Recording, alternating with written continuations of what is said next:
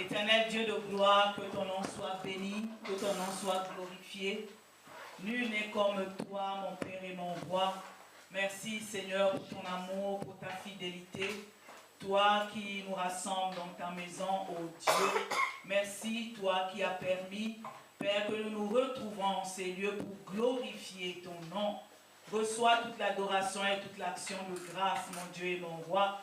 Viens, Seigneur Dieu, par ton Esprit Saint, continue à nous conduire, Père éternel. Merci, Père, pour tout ce qui a déjà été fait. Merci aussi, Père, pour la suite et la fin de ce programme, mon Dieu et mon Roi. À toi seul soit la gloire et l'honneur, dans le nom de Jésus. Merci pour ta parole que nous voulons entendre, mon Dieu. Dispose nos cœurs, rien que pour ta gloire. Au nom de Jésus. Amen. Amen. Bien-aimés, nous allons partager une parole en cet après-midi dans l'évangile de Luc au chapitre 20, les versets 1 et 2. Je bénis encore une fois l'Éternel qui me permet d'être devant vous en cet après-midi. Merci aussi à l'homme de Dieu, le docteur Pasteur Henri, pour la programmation. Et merci à Dieu aussi pour la présence de chacun de vous en cet après-midi. C'est vrai que nous n'aurons pas le... Oui, mais oui, ça peut. Bien-aimé Rebecca. Donc nous allons lire dans Luc au chapitre 20, les versets 1 et 2.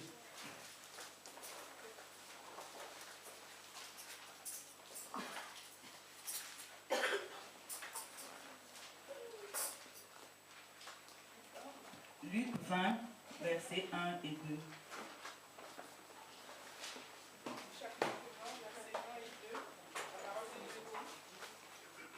Un de ces jours-là, comme Jésus enseignait le peuple dans le temple et qu'il annonçait la bonne nouvelle, les principaux sacrificateurs et les scribes avec les anciens survinrent et lui dirent: Dis-nous, par quelle autorité fais-tu toutes ces choses? Ou qui est celui qui t'a donné cette autorité? Amen. Par quelle autorité? Tel est le thème que nous allons partager cet après-midi. Mais les ténèbres ne régneront pas toujours sur la terre, où il y a maintenant des angoisses, nous dit Ésaïe au chapitre 8, le verset 23. Il nous dit encore au chapitre 9, le verset 1, le peuple qui marchait dans les ténèbres voit une grande lumière. Sur ceux qui habitaient le pays de l'ombre de la mort, une lumière resplendit. Et toutes ces paroles se sont accomplies en la personne de Jésus. Dieu a remis toutes choses entre les mains de Jésus, afin qu'au nom de Jésus, tout genou fléchisse et que toute langue confesse que Jésus-Christ est Seigneur. Amen. Dans tout ce que Jésus fait, il est Seigneur. Tout pouvoir m'a été donné dans les cieux et sur la terre.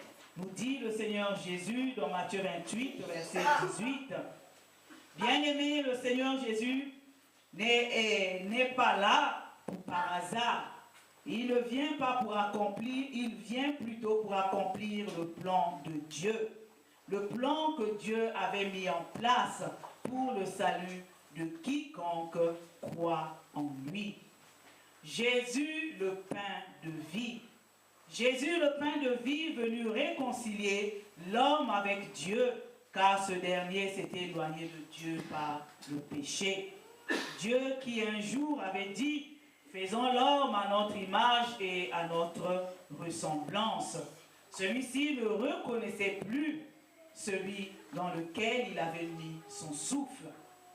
La colère, la déception, bien-aimée de Dieu, était telle qu'un seul mot était possible: la destruction.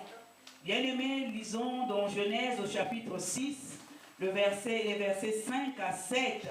Car depuis le jardin d'Éden, le péché était entré dans l'homme par la désobéissance. Genèse chapitre 6, les versets 5 à 7. Genèse chapitre 6, verset 5 à 7, la parole de Dieu dit: L'Éternel vit que la méchanceté des hommes était grande sur la terre et que toutes les pensées de leur cœur se portaient chaque jour uniquement vers le mal.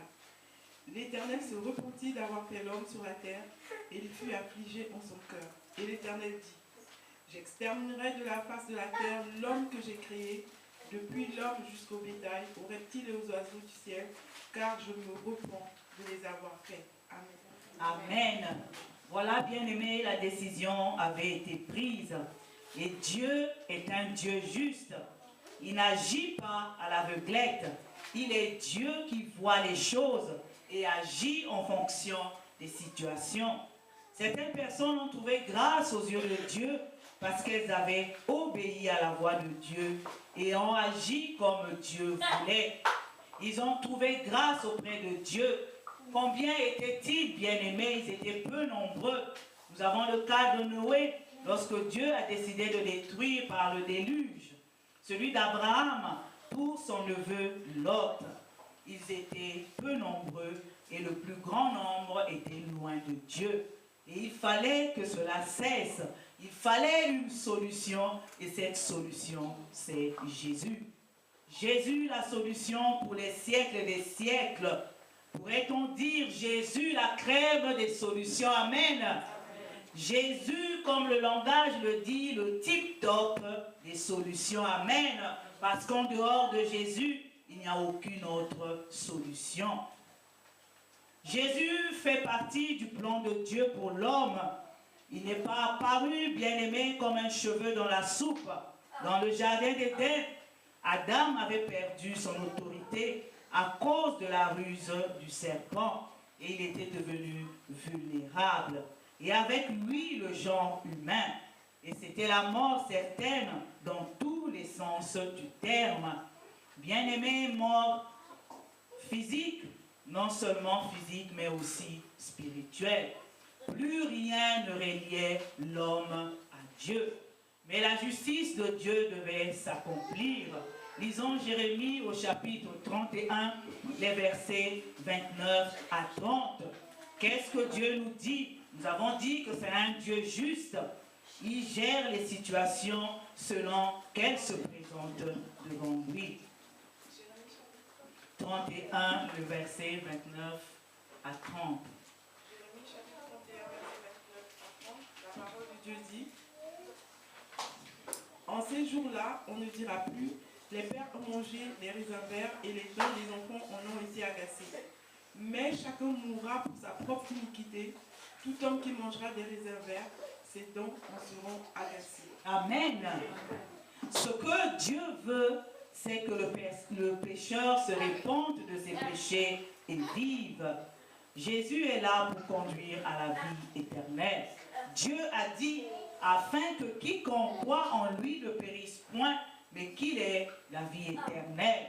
Jean 3, 16b. 16, chapitre 3, verset 16b.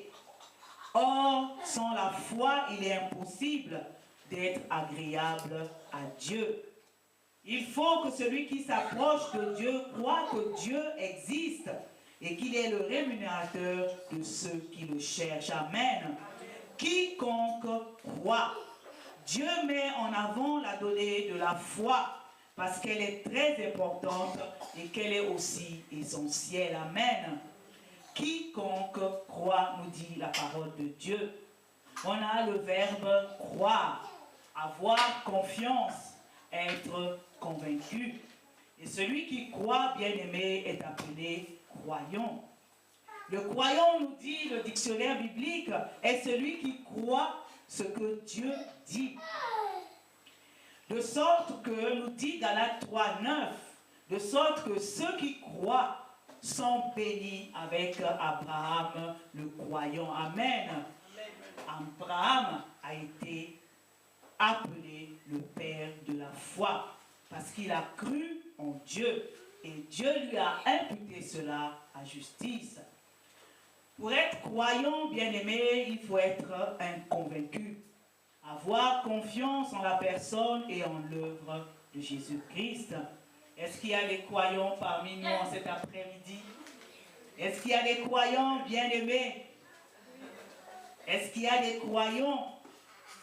Parce que le terme croyant est diamétralement opposé à celui d'incrédule. Incrédule qui veut dire littéralement sans foi. Qui ne croit pas.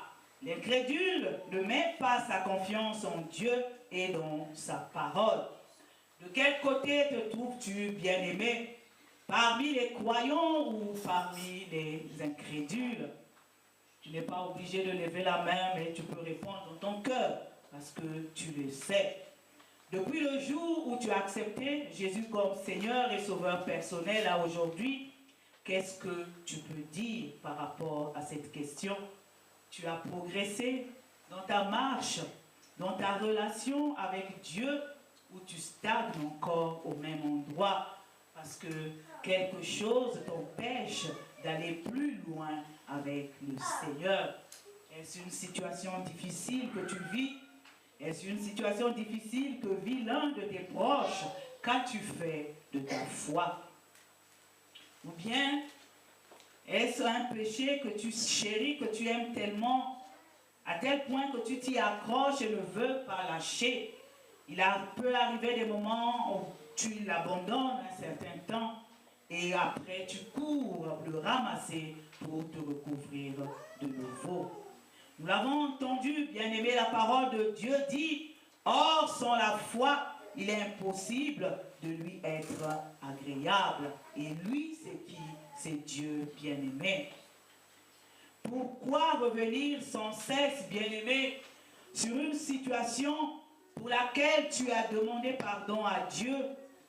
Tu as été sincère avec Dieu, crois que Dieu t'a pardonné et avance avec lui. Amen.